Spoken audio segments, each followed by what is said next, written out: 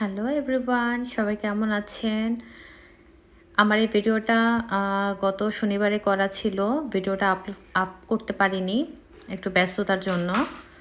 তো অনেকদিন পর আমরা প্রাত গিয়েছিলাম আমার বান্ধবীর সাথে। আমাদের আগে প্ল্যান ছিল না, হঠাৎ করে প্ল্যান করলাম চল যে ঘুরে আসি। আচ্ছা, বলে রাখি এখানে ভিডিওগুলো কিন্তু আমার বান্ধবী করে দিচ্ছিল। ও বারবার আমাকে মনে করিয়ে দিচ্ছিল যে কিরে তুই ভিডিও করতেছিস না কেন, দে আমি ভিডিও করে দিই। ওই ভিডিওগুলো করতেছিল, আমরা অনেক মজা করতেছিলাম, আমাদের সাথে আরেকটা ভাইয়াও ছিল। তো যাই হোক, ও ভিডিওতে আমাকে কিছুটা রেখেছে, আমি খেয়াল করিনি। এখানে অনেক গাছ ছিল, গাছগুলোর প্রাইস মোটামুটি বেশি ছিল। আমি একটু কমের মধ্যে কিছু গাছ দেখতেছিলাম। সামারের শুরুটা কিছু অল্প স্বল্প গাছ দিয়ে একটু সাজাতে চাচ্ছিলাম বারান্দা, তার জন্য।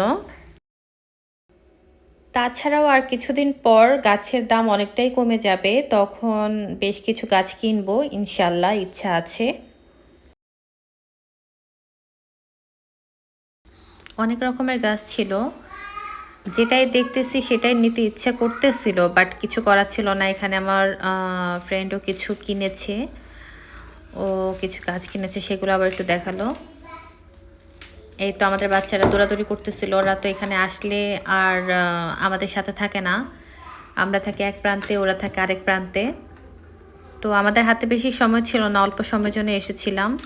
সাথে একটা ভাইয়া ছিল, ওনার চলে যেতে হবে, তাই আমার ফ্রেন্ড এক টান দিয়ে আবার ওর হাজব্যান্ডের দোকানে নিয়ে গেছে, ভাইয়ার পিৎজার দোকান।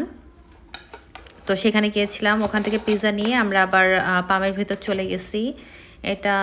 এখানে অনেক সুন্দর বসার স্পেস ছিল, তো এখানে বসে আমরা খাওয়া দাওয়া করতেছিলাম। বাচ্চারা খাওয়ার থেকে খেলাধুলাই বেশি করতেছিল।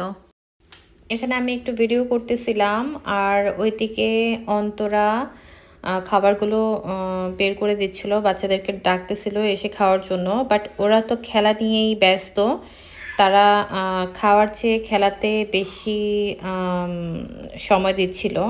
ভাইয়া অনেক খাবার দিয়ে দিয়েছিল আমাদের জন্য। তো পিৎজাটা বাচ্চাদের জন্য বানিয়েছে, সেই হিসেবে ঝালটা কম দিয়েছে। মজা হয়েছে, বাট আমরা তো হচ্ছে ঝালপ্রেমী মানুষ, আমরা অনেক স্পাইসি খাবারই বেশি পছন্দ করি। এখানে এই জুতাটা আমার ভাইয়ের মেয়ের জন্য নিয়েছি, ভালো লেগেছিল, ভাবলাম নিয়ে নেই। জুতাটা অবশ্য ওর থেকে অনেক বড় সাইজের, তারপরেও নিয়েছি, পরে পরবে। গাছ কেনার পর তো একটা অস্থিরতা কাজ করে, কখন গাছগুলো টবে বসাবো, কখন একটু সাজিয়ে রাখবো, একটা পেরেশানি, তাই না? তো পরের দিন ঘুম থেকে উঠেই এই গাছগুলোকে আমার রান্নাঘরের বারান্দায় সেট আপ করলাম। অল্প কিছুই গাছ ছিল, তারপরও ভাবলাম লাগিয়ে দেই। সুন্দর করে একটু সাজিয়ে লাগিয়েছিলাম। কেমন হয়েছে জানাবেন। ধন্যবাদ সবাইকে।